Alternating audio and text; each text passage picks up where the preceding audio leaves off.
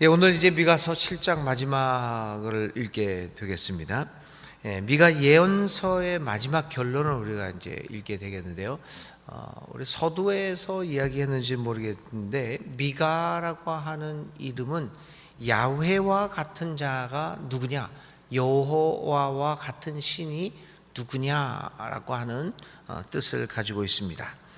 이런 그 야훼와 같은 자가 누구냐? 라고 하는 이름을 가진 예언자가 자기의 예언서 마지막 결론에는 자기의 예언자의 이름을 빌어서 하나님이 이스라엘에게 자신을 변증하는 기록을 보이고 있습니다. 우리가 어저께 읽은 6장에서도 어떤 송사 재판정에서의 장면을 연상케 하면서 하나님이 자기 자신을 백성들에게 송사하는, 너희들 왜 이러느냐, 그 고발하는 그러한 형식으로 6장이 이루어졌습니다. 이 7장에서도 비슷한 분위기 속에서 미가 예언자의 이름을 빌어서 하나님이 자기 자신이 누구냐라고 하는 것들을 이렇게 그 이스라엘 백성들에게 변증하는 그런 모습을 띠고 있습니다.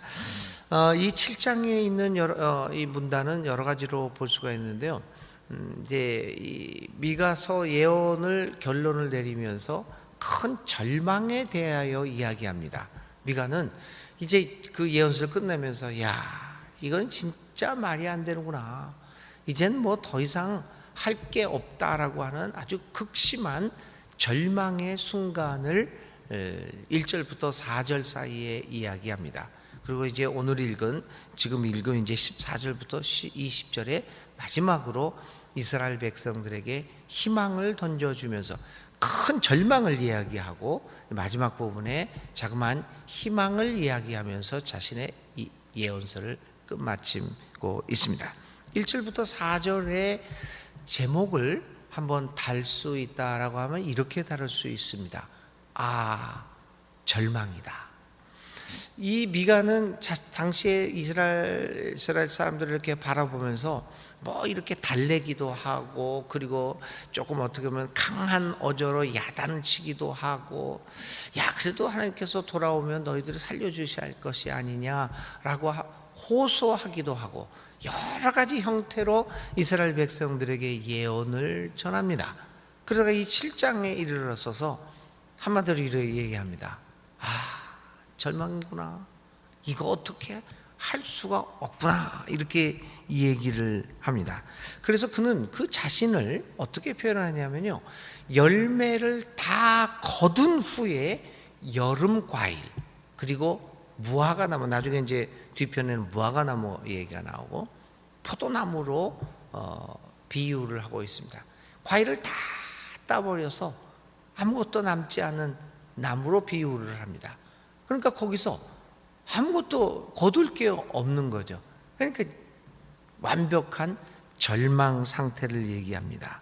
이 나무들에게 더 이상 기대할 것이 하나도 남겨 있지 않은 상황은 그것을 바라보는 예언자, 그러니까 이제 그 예언자의 이름을 빌어서 하나님의 마음을 표현하고 있는 거죠. 남은 게 아무것도 없는 상황은 매우 곤혹스러운 상황이 아닐 수 없습니다. 이렇게 예언자는 절망적으로 상황을 비유해서, 여름 과일에 비유해서 말하고 있습니다. 그런데 좀 놀라운 것은 이 절망적인 상황은 다름 아닌 선한 사람을 찾으려고 해도 찾을 수가 없다는 것입니다. 우리가 그 7장 2절을 보면 정말 이 예언자의 상황을, 하나님의 마음을 이해할 수 있습니다. 2절에 7장 2절을 세번역으로 읽습니다. 이 땅에 신실한 사람은 하나도 남지 않았다. 열매를 다 따먹은 여름 과일 같은 거죠. 여름 과일을 다 따먹었으니까 아무것도 찾으려고 해도 하나도 없다는 겁니다. 이 땅에 신실한 사람은 하나도 남지 않았다. 정직한 사람이라고는 보려고 해도 볼 수도 없다. 남아있는 사람이라고는 다만 사람을 죽이려고 숨어서 기다리는 자들과 이웃을 올가미에 걸어서 잡으려고 하는 자들 뿐이다. 아주 절망적인 상황을 얘기합니다. 그런데 사람들이, 남은 사람들이라고 하는 것은 악한 일을 가지고 사람을 죽이려고 하고 있고 이웃들을 행하려고 올가미를 세워놓고 기다리는 사람들, 그 사람들이 나쁜 일을 하는데 너무나 익숙하여 더 이상 양심의 가책도, 내가 하고 있는 일이 나쁘다, 좋다, 나쁘다, 이런 일, 그런 의식조차 갖지 않은 그런 사람들만이 권력을 잡고 돈을 벌며 옷자리에 앉아 있습니다. 이 상황을 얘기합니다.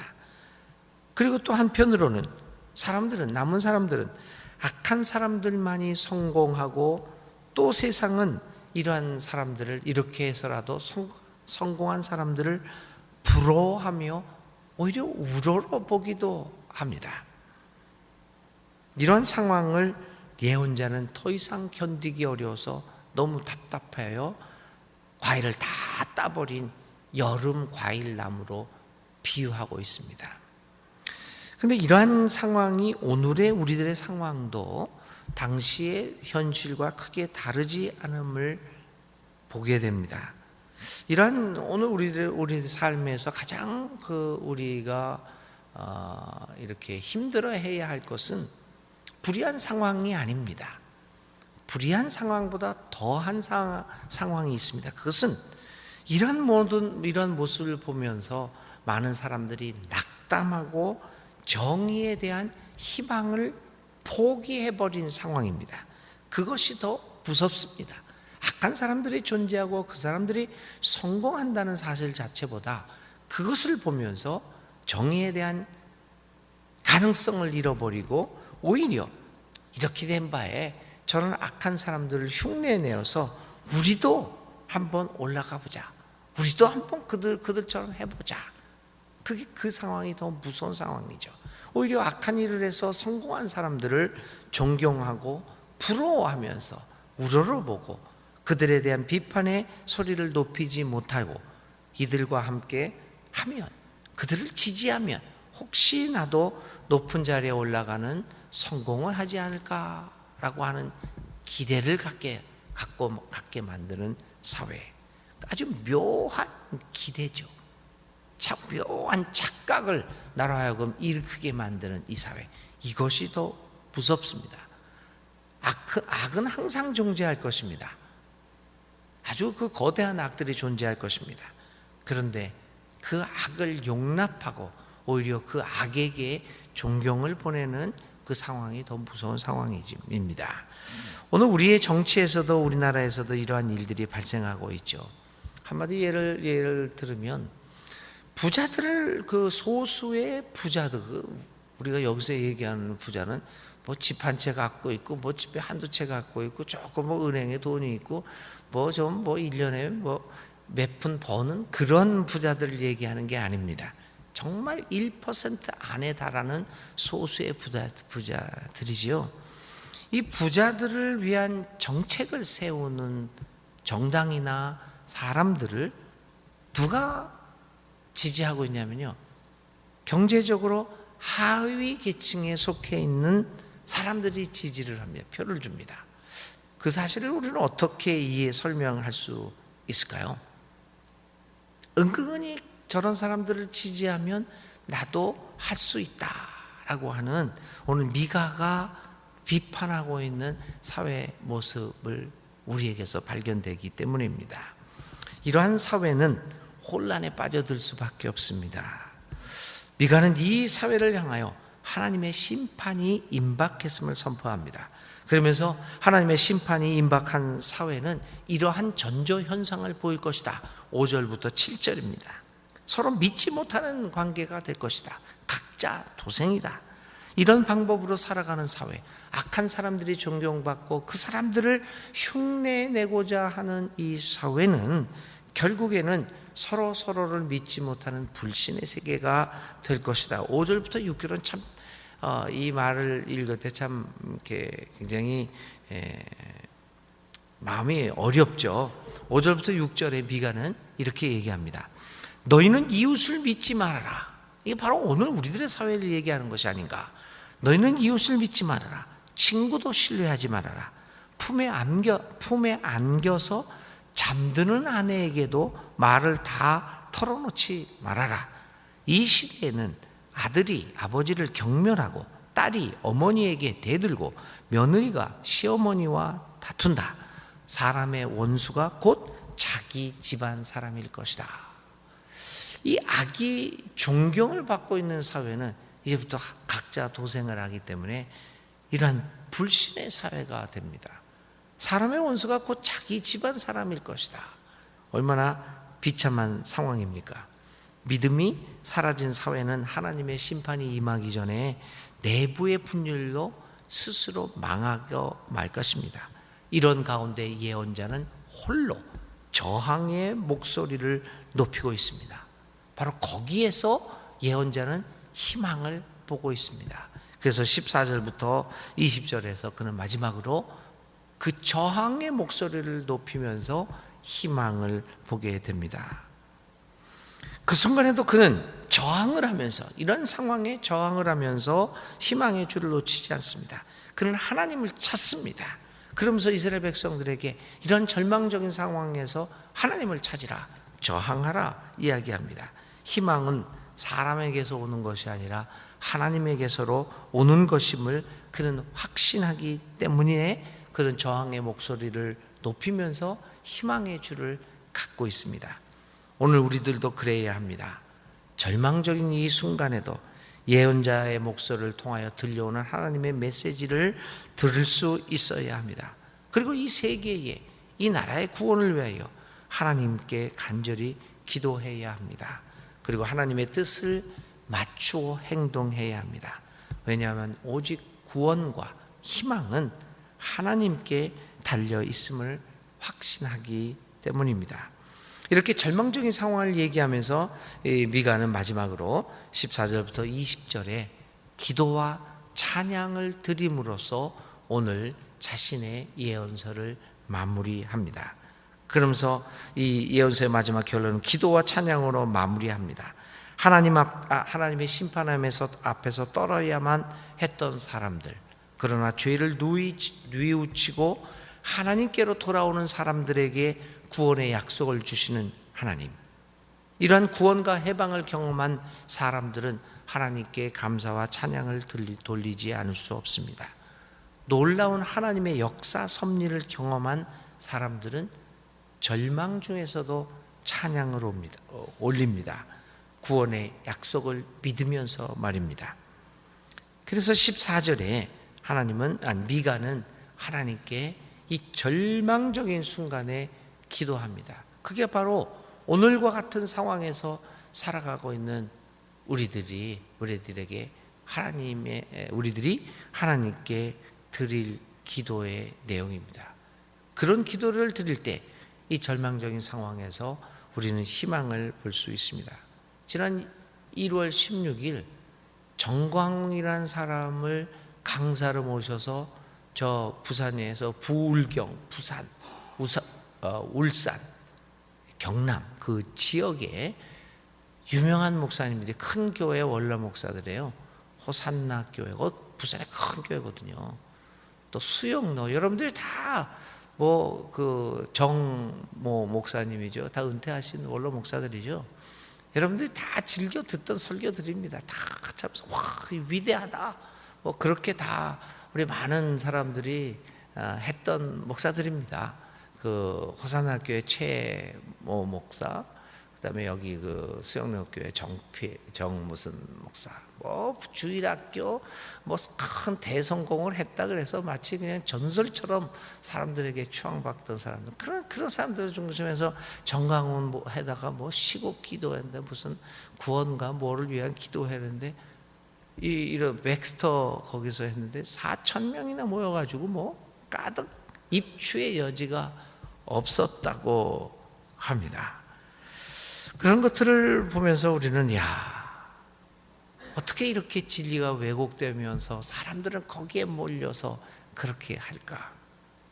참 어찌 할 바를 모르죠. 우리는 이런 절망적인 상황에서 우리는 다시 한번 미가가 하나님께 기도한 것처럼 기도합니다. 14절에 그는 이렇게 기도했습니다. 이집트에서 이스라엘을 해방시킨 위대한 하나님의 역사를 다시금 보여달라고 기도합니다. 막대기로 주님의 백성을 인도해주는 우리의 목자가 되어달라고 기도합니다. 오늘 우리들의 기도가 그렇습니다. 주님, 막대기로 우리를 인도해 주시는 목자가 되어 주옵소서. 그래서 이러한 혼란과 이러한 절망 속에서 살아가는 우리들을 인도해 주십시오. 이게 미가의 마지막 기도입니다. 미가서를 끝내는 우리들도 마찬가지로 이런 기도를 드려야 할 것입니다. 18절에 그는 이런 하나님이 어떤 이런 신이 어디에 있을까? 라고 하면서 이런 하나님은 야훼 하나님밖에는 없다라고 얘기를 합니다. 18절에서 그는 죄악을 사유하시며 살아남은 주님의 백성의 죄를 용서하시는 하나님이다. 이런 하나님은 없다. 그는 화를 내시되 그 노여움을 언제까지나 품고 계시지 않고 기꺼이 한결같이 같은 사랑을 베푸시는 하나님이시다. 이런 신은 어디에도 없다라고 하면서 기도합니다. 19절에는 이런 하나님은 없다.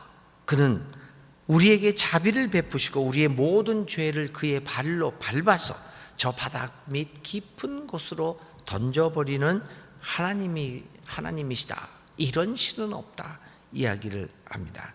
20절에는 이런 신은 없다. 하나님은 옛적에 조상에게 맹세하신 대로 야곱에게 성실을 베푸시며 아브라함에게 인애를 더하여 주시는 하나님이시다. 이런 하나님은 없다라고 기도하고 있습니다. 사랑하는 교회 여러분, 우리는 미가를 오늘 끝냅니다. 미가를 읽으면서 다시 한번 우리는 하나님 심판의 하나님을 기억합니다. 그 심판의 하나님을 기억하면서 오늘 우리들의 상황이 어떤 죄악된 상황인가를 생각해 봅니다. 그러나 또 다른 한편으로 우리 모두를 극진한 사랑으로 받아주시는 하나님의 그 사랑의 하나님을 기억합니다. 이러한 절망적인 상황 속에서도 우리가 희망의 줄을 놓지 않을 수 있는 것은 이러한 극진한 사랑으로 우리를 받아주시고 막대기로 인도해 주시는 목자와 같은 사랑의 하나님이 믿기 때문입니다. 교우 여러분, 결국 하나님께로 돌아오는 것이 유일한 길입니다. 미가 예언자는 우리에게 하나님께로 돌아와서 정의와 인애와 하나님과 동행의 삶을 살 것을 촉구하고 있습니다. 이런 주님 같은 신은 없기 때문입니다. 미가를 마치면서 다시 한번 정의의 실천, 사람 사랑, 하나님과 동행, 이 삶이 우리의 삶이 되어야 한다는 결단과 주님께 기도하는 우리들이 될 수 있기를 간절히 바랍니다. 미가를 마치면서 오늘 우리가 생각해야 할 말씀은 주님 같은 신은 없다. 하나님과 같은 분은 없다. 이 생각을 하면서 오늘 하루 기도하며 보내시기를 바랍니다. 오늘의 기도 드리겠습니다. 주님과 같은 분은 없습니다. 늘 우리의 죄에도 불구하고 우리에게 돌이킬 수 있는 길을 마련해 주시고 우리를 기다려 주시는 주님의 은혜와 사랑에 감사를 드립니다. 이제 모든 절망적인 죄의 길을 버리고 하나님에게로 돌아오는 우리들이 되겠습니다. 그래서 정의를 실천하고 사람을 사랑하고 하나님과 동행하는 삶을 살겠습니다. 우리를 도와 주옵소서. 예수님의 이름으로 간절히 기도드립니다. 아멘. 오늘의 실천입니다. 우리의 삶에서 여호와 야훼 같은 신은 없다라고 하는 고백을 한 경험이 있는가를 살펴보고 신앙의 친구들과 한번 그 신앙의 고백을 나누어 보는 실천해 보시기 바랍니다. 주님 가르쳐 주신 기도드립니다. 하늘에 계신 우리 아버지, 아버지의 이름을 거룩하게 하시며 아버지의 나라가 오게 하시며 아버지의 뜻이 하늘에서와 같이 이 땅에서도 이루어지게 하소서. 오늘 우리에게 일용할 양식을 주시고 우리가 우리에게 잘못한 사람을 용서해 준 것 같이 우리 죄를 용서하여 주시고 우리를 시험에 빠지지 않게 하시고 악에서 구하소서. 나라와 권능과 영광이 영원히 아버지의 것입니다. 아멘.